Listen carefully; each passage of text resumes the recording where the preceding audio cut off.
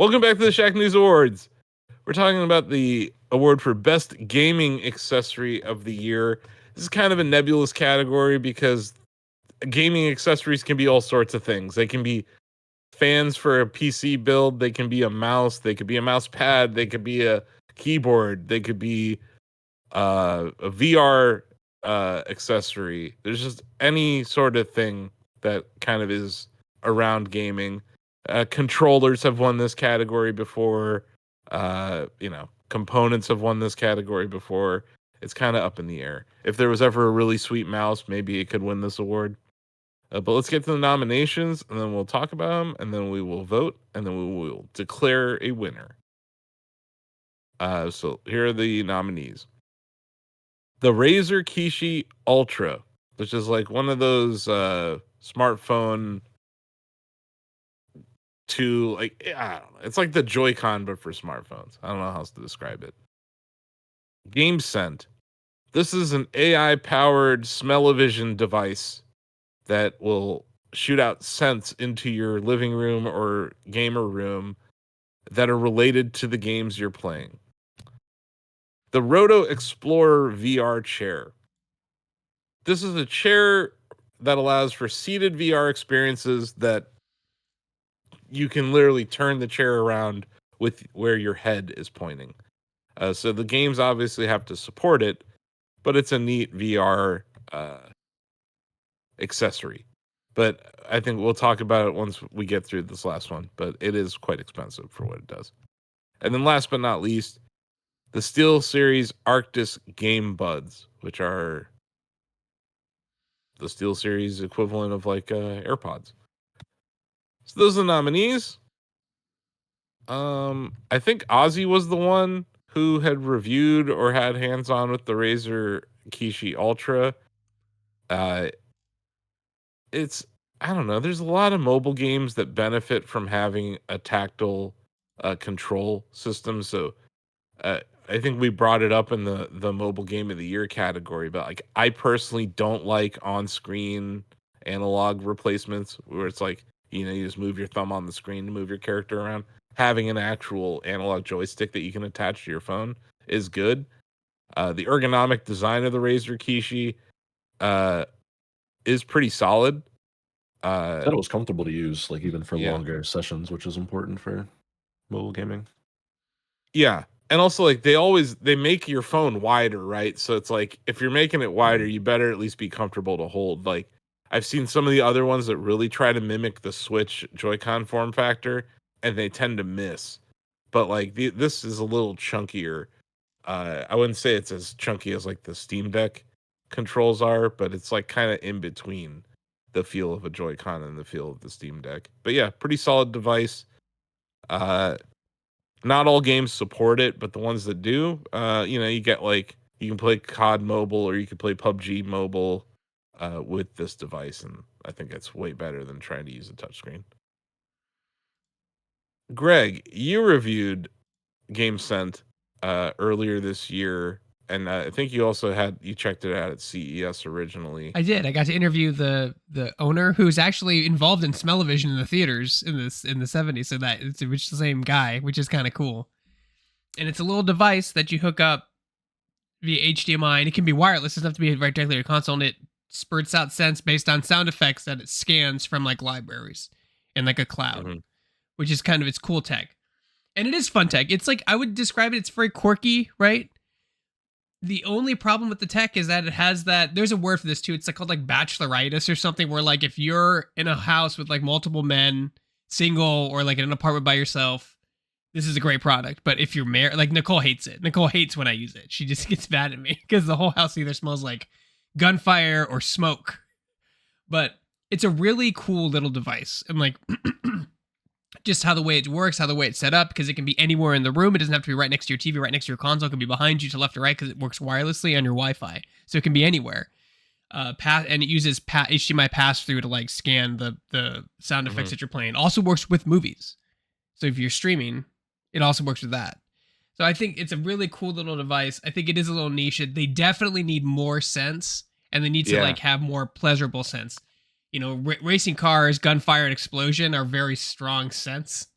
You know, they need more like forest, mountain air. You know, they need more ocean. They need more environmental sense. But it's a pretty cool device. I enjoyed my time with it. Not allowed to use it as much because my wife can smell it upstairs and she hates it. But she's a sensitive smeller. I thought it was a really cool little device. Yeah, like it's like a thing, like a theater room or a game room or something. Yeah, living room. Like, totally. And it can be. We haven't used it with movies yet, but it is compatible with streaming. So like, there's multiple uses for it. I thought it was a really cool device. Not terrible. Well, based on what you're saying, there's no way your wife's gonna want you to turn that on during a movie. Yeah, I mean that's the thing, right? I think there's certain scents that are more pleasurable than others, and they just don't have enough. We've in the interview we talk about the different scents they're making right now. Like they're making blood. They've had like a decaying flesh scent, and like these are things people requested. Like you're just like, okay, sure. But like, I like zombie games. Yeah. I don't want to smell zombies. Right. But it's immersive gameplay. Immersive gameplay. We talk about that all the time on the show. Imagine just playing RE2 Remake and you have to smell the police department. That place probably smells god awful. It's got stagnant water, dead bodies, you know, broken windows. Imagine the sewer section? What you'd be smelling down there? That's no fun. Yeah, you know, you play that Batman VR game and you're smelling Gotham City alleys. You know, that sounds great. Sure, it smells fantastic. Is it before or after that supposed flood that happened? Oh, the supposed flood. I still haven't watched the Batman yet. Anyway, it's a cool device. I think like they have the hardware down. They just need to get more sense to market, but I still think it's a cool little quirky device. When you say they need to bring more sense to market, aren't there a limited amount of sense that you can have in it at any given time? Like there's like a certain amount of pod spaces or something? Yeah, I think there's 6. Yeah. It's 6 like, places, but you know, like I could easily remove 3 of those out, and I would love to have like mountain mist or something in there instead of car crash. You know what I mean? Like some of those. How often are you like outside of maybe like Breath of the Wild or something? How often are you gonna get to smell mountain mist compared to like, I don't know, decaying zombie carcass or whatever? I mean, that'd be cool for like RPGs or something, or like a Dragon Age and that kind of thing. Mm-hmm. Open world games too. Like, like when you're flying or whatever. Yeah, I could see that. Yeah, but like, I guess my problem is like you're gonna it's limited to only 6 cents at any given time. It's kind of my point. So it's like, yeah, you can add more, but it's still limited by the actual structure of the device. Yeah. But you know, definitely one of the most different things that we saw launch this year. I can't remember what CES it was at, or not CES, sorry, Tokyo Game Show, but I did see a VR attachment for Smell-O-Vision where it was like literally something you attach to your headset and it would sit right under your nose.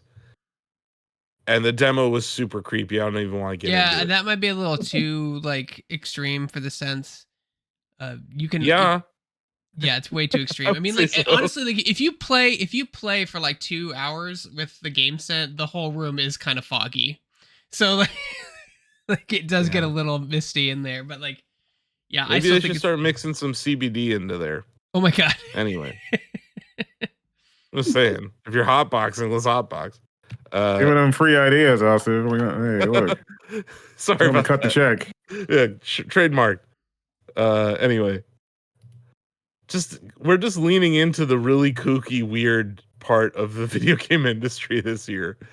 Donovan, I remember hitting you up about this and asking you if you wanted to review a VR chair. And you were down. You're always you're down to review most things for Shacknews. So you actually, is this still in your house or where is this?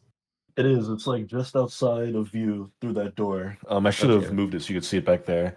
That's fine.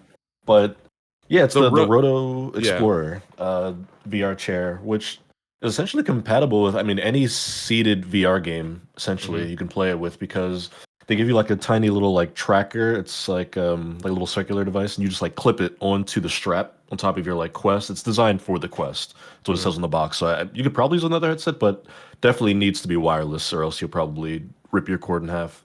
So you put the tracker chip on top of the strap.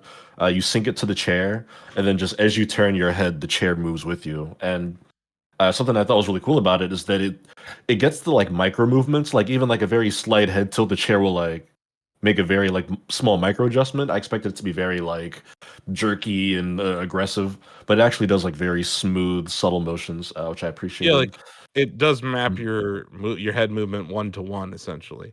Yeah, exactly. Which is pretty cool. I was playing. I think it's I Expect You to Die, the like VR spy puzzle game series. Those were awesome with that thing. It was like perfect for that. It's That's exactly a perfect one. I was thinking like Job Simulator too would be good. Job Simulator would be really good. I did a fishing game, which was good. I mean, you're not turning around as much, but within that like 45-degree window that you're looking, was cool to have. But yeah, I liked it. The motor on it is a bit loud. If you are trying to like turn your head to a full turn, it is a bit immersion breaking when it's like. But they also, I believe, I think they recommend headphones for like the enthusiasts out there. So I mean, sure, your mileage may vary. But it's in WD-40. Can you like oil it to make it not make that noise, or? No, it's the motor. It's not. Yeah, Oh, okay. It's not like gears grinding or anything. It's just the sound of the motor when you're doing rapid movements, right, Donovan? Like that's exactly when you're trying to turn quickly or you're going back and forth and stuff. But it's a lot of fun. It's definitely something that like you should have the games that work for it, because again, anything where you stand isn't going to work. Like I remember telling you also, like we both love Super Hot. I played one level of Super Hot and I was like, well, this doesn't work. They're just not compatible. No. But because it's all one, like Super Hot is a room scale experience. So when you move, when you move in real life, you move in the game, and sitting in a chair for that's just not going to work. You would turn so fast, you would like fly off the chair. The other thing, Donovan, is like so many VR games are built with the player facing forward in mind. So like Beat Saber, for instance, like this chair is worthless for Beat Saber. Because those are like you're designed to be staring forward because the occlusion issues and all other sorts of stuff that like were presented with VR just in general. Interesting product. Like you said, you have to have the games to fit it. The one that I would like to try, and I don't even know if it's on Quest, but like Elite Dangerous in there with that chair might be interesting. Because that is a very look-based UI and stuff, and it would be fun to be like flying a spaceship with that chair. Like I feel like this is a very basic version of like some of these other things we've seen. I think Greg, you've seen them at Oculus Quest with me before, like these very large chairs that like have all sorts of different degrees of freedom, where they're almost like a cage that you're sitting in. So it's like this is like the closest we have to like kind of bringing a VR arcade experience home. It is pretty pricey, right, Donovan? I think so. I was lucky enough to receive a review unit, so I'm not 100% sure, but it's definitely in the multiple hundreds of dollars. So it cost $800. Yeah. Oh geez, that's several pretty pennies. It's a small company, right? Small, they have larger. It's an enthusiast item, Yeah. I mean, VR is notoriously expensive, and it's not something that a casual owner would buy. It's definitely something an obsessive would have, which Yeah, and it basically just comes with an AC adapter, a head tracker, the chair, and a basic cable magazine. So does that mean like there's some cable management that they have there? There are some additional cables because there's like it's optional, but they also give you like a little like rumble thing you can put on the like base of the seat, and then it can connect to your games. Then you can like feel like vibrations and shaking and stuff. Which if you're doing that, you need more cables. I tried that a little bit, but I preferred not to because it made the experience feel a bit more tethered. But yeah. Other than that, is this going to end up on Howard Stern someday? I have no idea. I have no clue. Anyway, last but not least here, TJ, let's talk about these GameBuds. Besides that just being a great name. Yeah. Here we are right here. So, I reviewed these. First off, I would like to say I don't like earbuds for the most part. They're uncomfortable in my ears. If I have them in for too long, in most cases, then the inner ear, like my inner ear canal starts to get like really sore. And I have not had that issue with these. They're probably some of the most comfortable ones I've had in a long time. Partially due to the fact that they give you like a whole bunch of inserts to go with the actual like nub, and I just changed them out to like whatever the one that fit me best. But the most important thing about these things is that they have like one touch switching between 2.4 gigahertz mode and Bluetooth mode. Okay. So like they work on PC, they work on PS5, they make a version that works with Xbox and PC, but you can plug these things in via the dongle, and you can run them on like just 2.4 gigahertz, and then you can just tap them and switch over to like a phone call if you need to. I've switched to them like, or actually when like I go play Balatro for a bit, I'll switch to my phone's Bluetooth and just seamlessly switch to that, and it's pretty easy to use. The sound on them is damn good. Like SteelSeries has always been pretty dang good at sound, especially on a budget. But these things, like, they pack a chunky bit of performance for like just these little tiny things that you stick in your ears. I wouldn't say, I don't know if I can say that they're better than something like a high dollar thing like Sennheiser or like Beats, but I can say that for what I need and what I enjoy, they provide pretty decent like surround sound experience. They also released an app for SteelSeries that's free and kind of standalone with most of their accessories, where you can go onto your phone and open up the app and mess with like the most of the settings on the thing, like presets, highs, lows, tenors, bass, treble, all that stuff. And they've got like a bunch of profiles that are already pre-programmed in that are supposed to get the best out of certain games. And some of that is like esports. They like partner with esports people for their settings on certain games like League of Legends or Call of Duty. But there's a lot of other stuff in there. Like I do believe that Silent Hill 2 has a preset in there. And like they're adding more stuff all the time to it as they update the app. These things have been great. I love them. They're my lightest weight travel kit for audio when I don't feel like bringing a set of headphones anywhere. And I give them I think I give them a 9 out of 10. How much do they cost? I'm pulling that up as well. I do believe they're in the 130 range. It looks like 160 for the PlayStation version, at least. Yeah, it looks like 160. No, especially when you compare them to like what the hell are the Apple ones called? AirPods. Yeah, like AirPods Pro cost a pretty penny, right? Yeah. And these will easily last through like an 8-hour session. And then the case itself has 40 more hours of charging in it. It's actually similarly priced to the Apple AirPods. Oh, okay. Yeah. But yeah, you get the Beats Studio Buds are actually cheaper. They're $80. Or sorry, no, they're on sale right now. That's the other thing going on. There's a bunch of Cyber Monday stuff still. The sticker price of AirPods 2 is $250. So this is apples to apples comparison. Is $90 cheaper.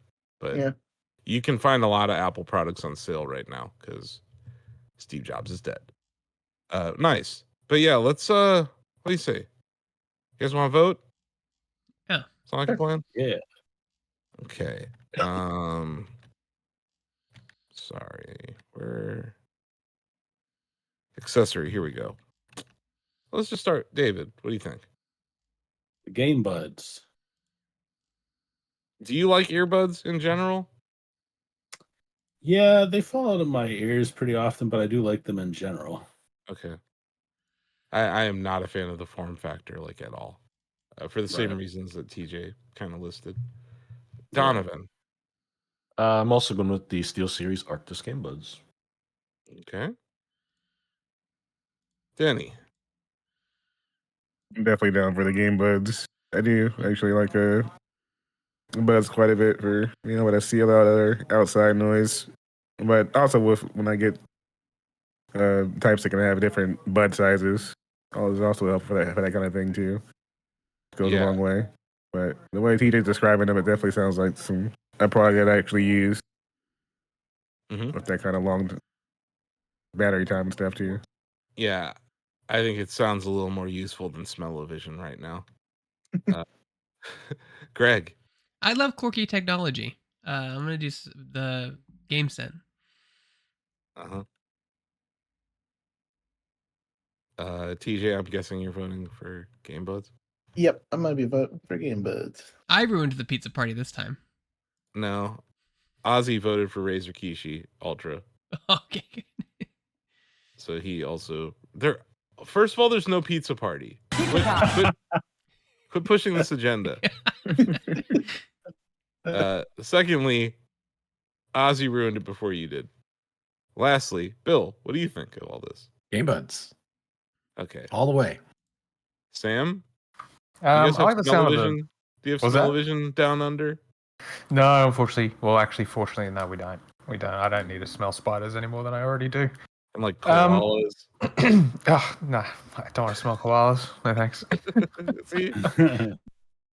I like the sound of the Roto Explorer chair. I got to imagine that it's probably pretty good for accessibility use as well.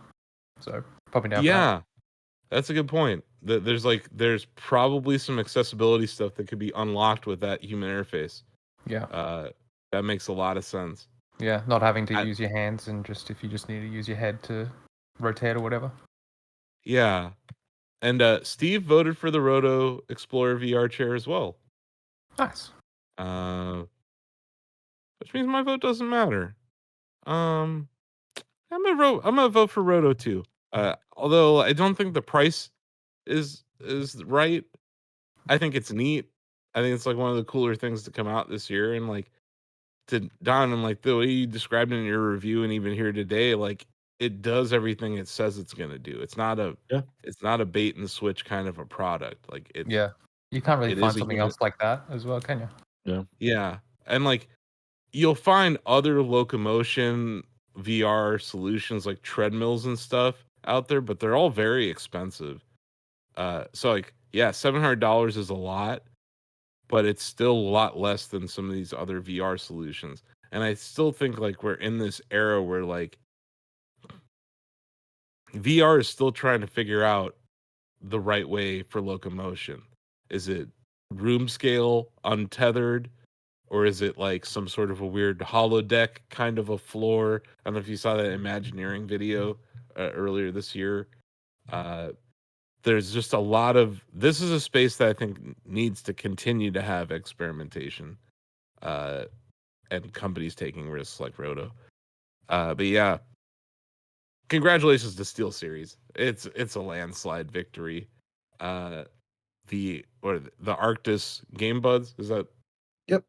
Okay, yeah. Congratulations, SteelSeries. The Arctis GameBuds have won the Shacknews Award for the best gaming accessory of the year. For the first time ever, you get next-gen power in gaming earbuds, giving you flawless wireless. That's plug and play.